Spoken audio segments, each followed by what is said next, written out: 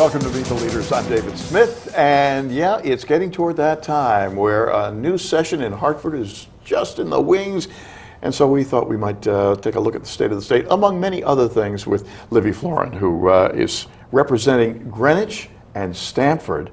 Don't ever want to forget that, Livy. It's always good to see you. Thank you so much for the 149th District. How are you? I am good, David. Thank you. Nice to be here. You know, people think that when the legislators are not in Hartford, they've got their feet up, grapes are being peeled for them with great regularity, and it's all fun and frolic. But in reality, especially these days, as we're getting toward crunch time before the session, you're a busy person. Busy person. A lot of legislative forums, you know, different nonprofit groups and the League of Women Voters, people like that, invite us for breakfast forums so they can see what we've done and what we plan to do going forward. So that make takes some up suggestions to you, I'm sure, along the way, many suggestions. Don't they? Yes, helpful, very helpful. Well, to that end, State of the State is certainly something that Governor Malloy will be putting before you on that opening day, and needless to say, being a Republican, you don't necessarily always see eye to eye with the governor, who is a Democrat, and the majority. What do you see as the state of the state, and can we expect going forward this term? Well, I think with the recent news that we're having a surplus, that's going to make the news a lot happier.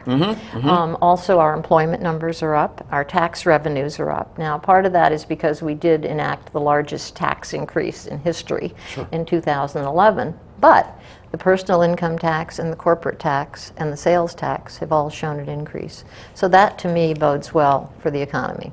And I know the governor will be more than happy to speak about that.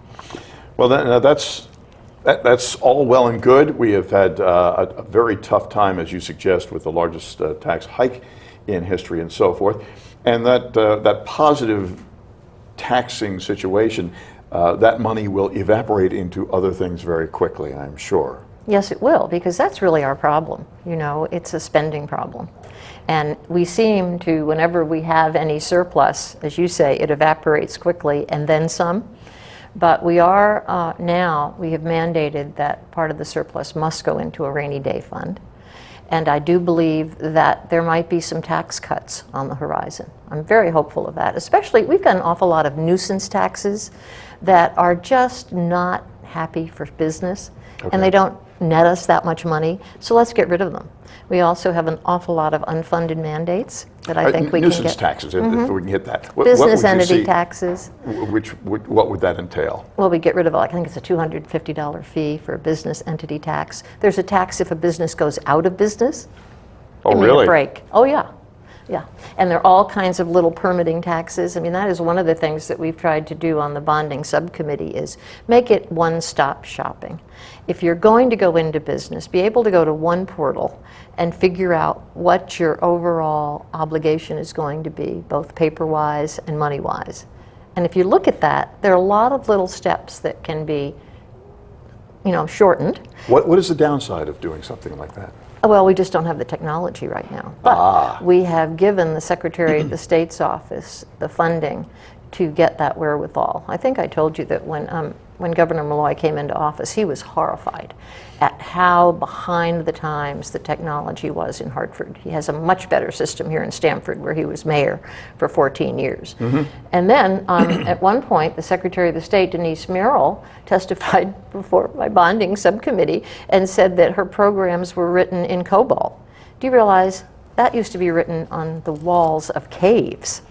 I mean, that was horrendous. So we're upgrading it. That's one of the major thrusts, actually, that we've spent our money on, our bonding money. It's to get better technology across all agencies, get the different programs to become one, and to be able to talk to one another. Well, and that is your point. It's across all agencies. Now, this costs, initially, it costs a chunk of money. Big chunk. But you make it back very quickly these days, don't you? Yes, you do. And we're seeing it already. And it makes life for everybody, citizenry and business people, as well as legislators and so forth, that much easier along the way. And you can really spot the duplications. You can spot the potholes, as you will, you know, in trying to get things done. And it will eventually be much more cost effective and cost savings. This is the shortened session. Things that are talked about are seemingly limited in this session, although we do stray from time to time from the mandates for this session. You can't really add much in budgetary You're not supposed expenditures, to. not supposed to. You're not supposed to really do anything that is not budget related, and individual legislators cannot put forth a bill that is not budget related or money related. But it's amazing how you can add $1 to whatever your idea and get it brought up and get a public hearing. Or you can talk to the committee chairs and ranking members, and if they'll bring it forth as a committee bill, then all holes are barred. Okay, so there are ways around the rules and seeming rules and regulations of the system that really were supposed to have been taken care of last session when the biennial budget was adopted. So it can modify it significantly. Yeah, this is supposed to only be tweaking. Okay.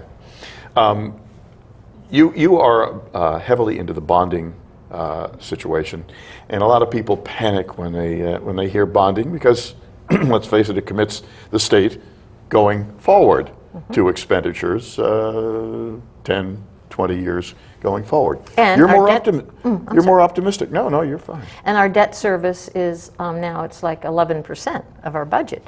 So that's a pretty hefty piece of change. And as you say, it's going forward for many, many years. But what I'm happy about is I think we've done a very good job on the committee to keep the bonding under the cap, way under. We're only at 83% of what we can bond. And we're using the money judiciously. And we're using it to fix things like our infrastructure, like our technology, that have been ignored for years.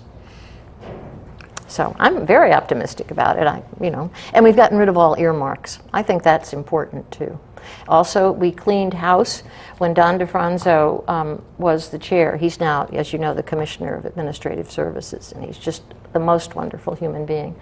He started a program where we went through line by line and got rid of anything that had not been brought to the agenda and not used for 5 years. If we felt it was a project that just needed a little more time, we left enough to get them started. But that was amazing. I mean, that cleared so many books and opened up so many new horizons. And we've stuck to that. So we analyze that every year now. Clear the clutter. Because it just sits there, and all it does, it's false numbers that just keep growing, but nothing's happening.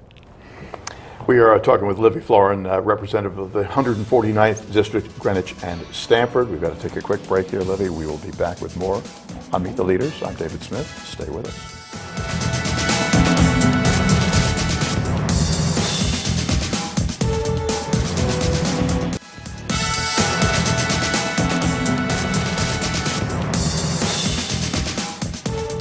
And we're back on Meet the Leaders, and Livy Floren is our guest. She's a representative of the 149th District of Greenwich and Stamford.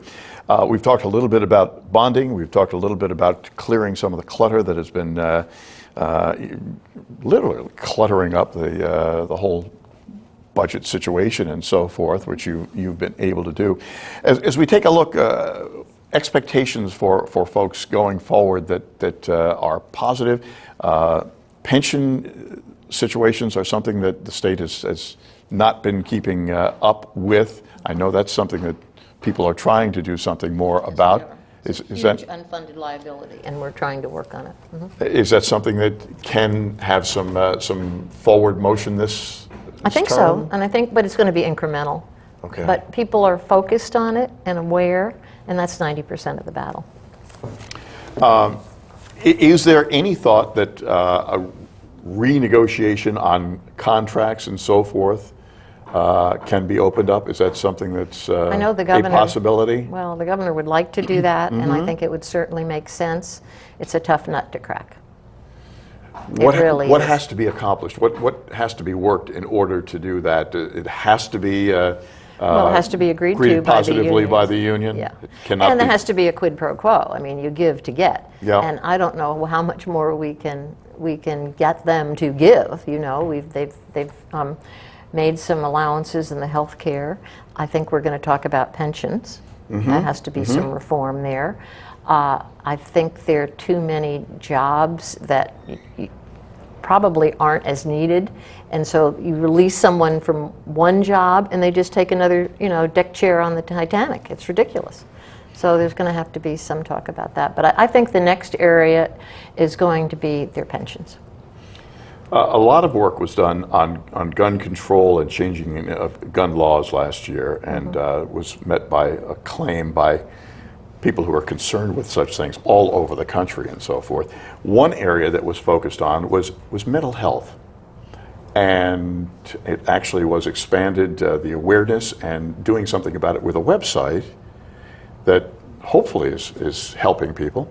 Well, I think it's going to show people what the access is to various programs. Okay. But frankly, that was, to me, the only flaw in our bipartisan gun safety, school security, and mental health bill. The flaw being? Not enough mental health. Okay. So I do think that the Mental Health Task Force, this website, which is going to show you where the lapses are and how you can access different things and what is needed to be done, I think that will be the thrust now. I don't see us putting in any more gun control measures, so to speak. I think the emphasis is going to be on mental health and treatment.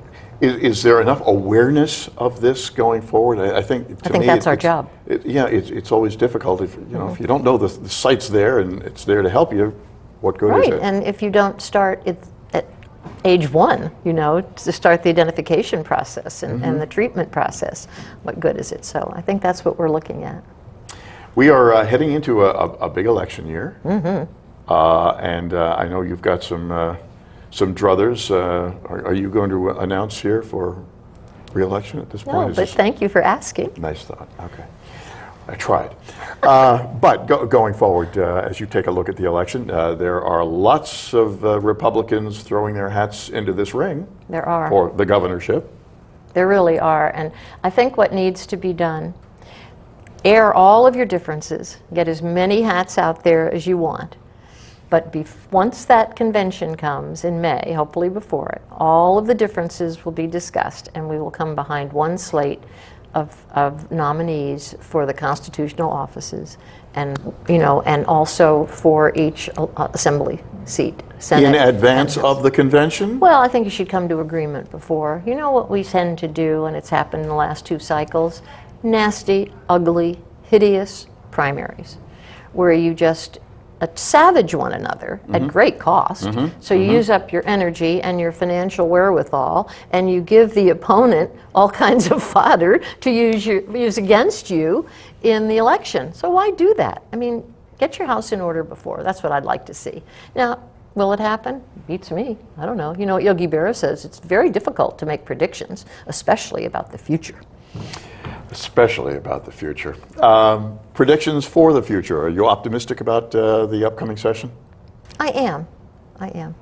You're a born optimist. I know. Well, what Winston Churchill say? You have to be. There's not much point in being anything else. No, you can't get out of bed in the morning if That's you're true. not optimistic.